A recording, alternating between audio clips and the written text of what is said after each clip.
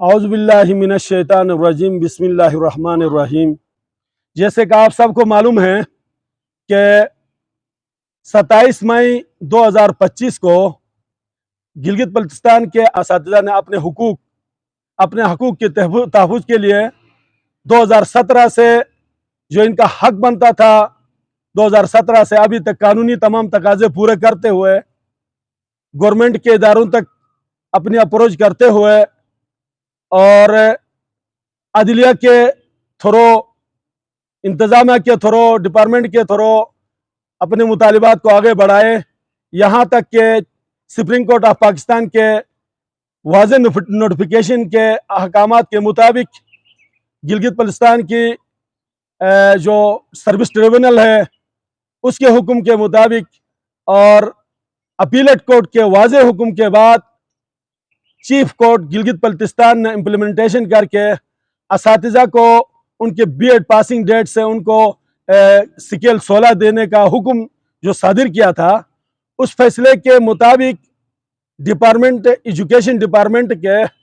تقریباً 500 کے لگ بھگ اساتذہ اس حکم کے مطابق مستفید بھی ہوئے اور اپنے ایریلز بھی انہوں نے حصول کیے تھے۔ اسی طرح بقایا جتنے بھی اساتذہ تھے جو ڈپارٹمنٹ کے مطابق تقریباً ہزاروں کی تعداد ہے، وہ جو اساتذہ جنہوں نے بی ایڈ پاس کیا 2001 سے لے کر اس وقت تک جتنے بھی اساتذہ ہیں، اس نوٹیفیکیشن اور اس قانون کے مطابق ان سب کو وہ سکیل ملنا تھا۔ نہ ملنے کی وجہ سے تمام تقاضے پورے کرنے کے بعد مجبور ہو کر کوآرڈینیشن کمیٹی کے حکم کے بعد ان کے فیصلے کے مطابق 27 مئی کو گلگت بلتستان کے تقریباً 14 اضلاع سے اساتذہ ہزاروں کی تعداد میں منسٹر آف ایجوکیشن کے آفس کے باہر تقریباً 27 دن تک انہوں نے پرامن احتجاج جاری رکھا ہم نے، اور اسی دوران پورا علاقے کے لیے بلکہ ملک کے لیے ایک واضح طور پر یہ ایک تاثر ملا، ایک سبق ملا کہ اساتذہ ہوتے ہیں امن کے داعی اور امن کے خواہاں۔ وہ اتنا بڑا عرصہ، اتنا ہزاروں کی تعداد میں اساتذہ جمع ہونے کے باوجود وہاں ایک پتہ تک نہیں ہلا، کسی کو کوئی نقصان نہیں ہوا، حکومت کے کسی بھی ادارے کی کسی چیز کو اساتذہ نے کسی قسم کا نقصان نہیں پہنچایا، بلکہ اپنے قانونی طور پر اپنے احتجاج کو جاری رکھا، اور بالآخر چیف منسٹر گلگت بلتستان جناب حاجی گلفر خان صاحب نے باقاعدہ طور پر ایک منسٹریل کمیٹی قائم کی، 6 رکنی منسٹروں کے ایک کمیٹی قائم کی، جس میں فائنانس منسٹر جناب انجینئر اسماعیل صاحب، ایجوکیشن منسٹر غلام شہزاد آغا صاحب، اور امجد حسین صدر پی پی، اور وہ ممبر اسمبلی منسٹر لا غلام محمد جو چیئرمین بھی اس منسٹریل کمیٹی کا، ان کی ایک کمیٹی بنا دی کہ وہ اپنی سفارشات مرتب کریں گے، اور ساتھ ہی مالی سال 2025 اور 26 کے لیے انہوں نے اپنے بجٹ میں باقاعدہ طور پر اساتذہ کے ان مسائل کو حل کرنے کے لیے خطیر رقم 23 کروڑ کی رقم جو ہے نا مختص بھی کی، تاکہ اساتذہ کی ان جو ضروریات کو پوری کیا جائے۔ بدقسمتی سے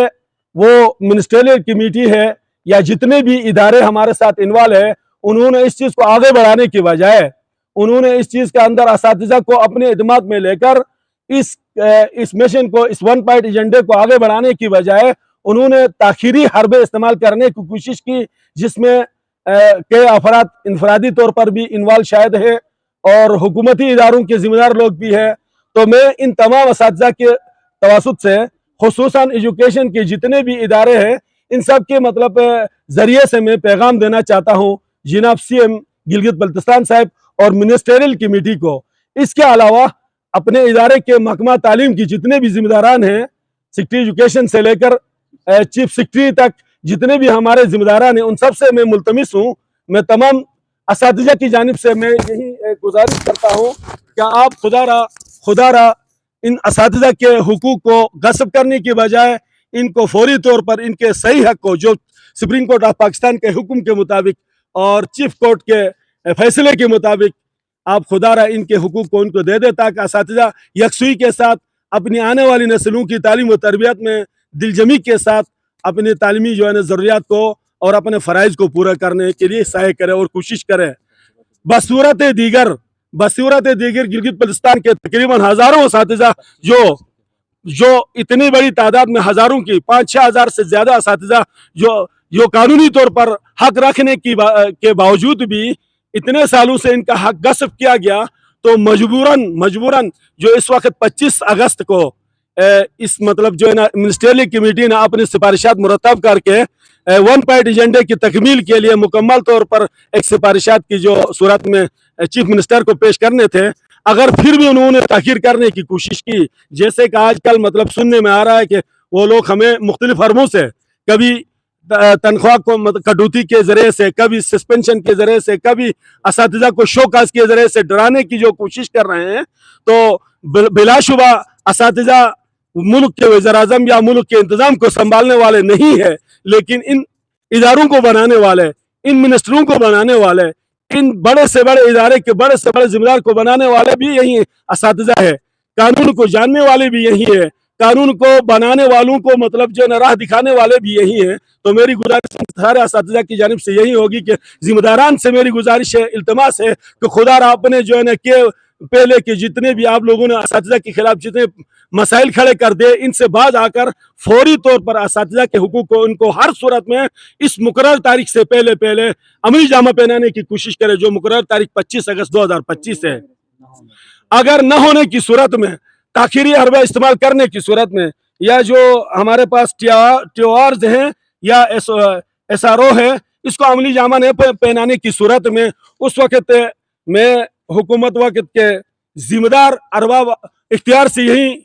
गुजारिश करूंगा कि दोबारा खुदा न खास्ता सितंबर के बाद ये जब दोबारा एहतजाज करने पे निकलेंगे असातिज़ा, तो इस बात को आप नोट करें, इस बात को आप याद रखें कि पहले की डरना नहीं होगा। हम इंतहाई मुनज़्ज़म अंदाज में, इंतहाई तरतीब के साथ, इंतहाई हिकमत अमली के साथ, बाकायदा एक सलीके के साथ जब हमारा एहतजाज जारी होगा, उस वक्त गवर्नमेंट खुद मजबूर हो जाएगी कि हमारे घरों पे आके हमें हमारा हक पहुंचा देगी। इससे पहले बेहतर होगा कि आप लोग जो है ना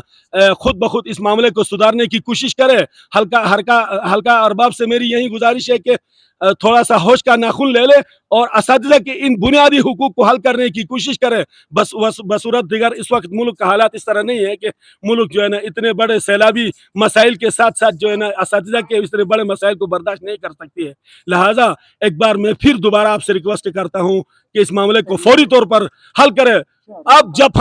अब जब हम इस मरतबा एहतजाज के लिए जाएंगे, तो पहले हमने गवर्नमेंट के हालात के मुताबिक, इस वक्त मुल्क की गुर्बत के हालात को देखते हुए, हमने 4 अरब रुपए जो हमारे बकायजात बनते थे उसको हमने माफ करने का ऐलान कर दिया था, चूंकि मुआहदा हुआ था हमारा। अब वो मुआहदा चूंकि टूटने के बाद हम अगली मरतबा जब हम धरने पाएंगे, तो न हम अपने बकायजात छोड़ेंगे, न हम अपने 1 पॉइंट से एक जर्रा बराबर पीछे हटने के लिए भी तैयार नहीं। यही हमारा जो है ना बाकायदा तौर पर हमारा प्रेस कॉन्फ्रेंस है, और मीडिया के जरिए से मैं तमाम अरबाब अख्तियार से दोबारा बावर कराना चाहता हूं कि हमें दोबारा जहमत न दे दे।